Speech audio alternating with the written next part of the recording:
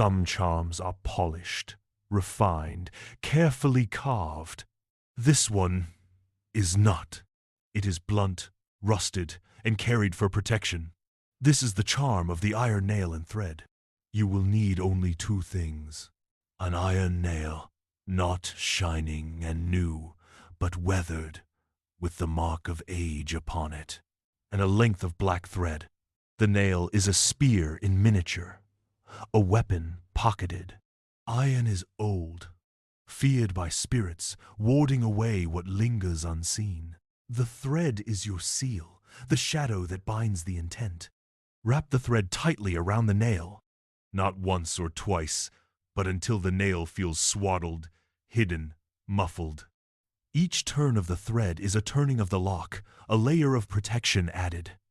When it is bound, hold it flat in your palm. Whisper to it, "Iron ward, bind the ill, turn away the malice that walks near."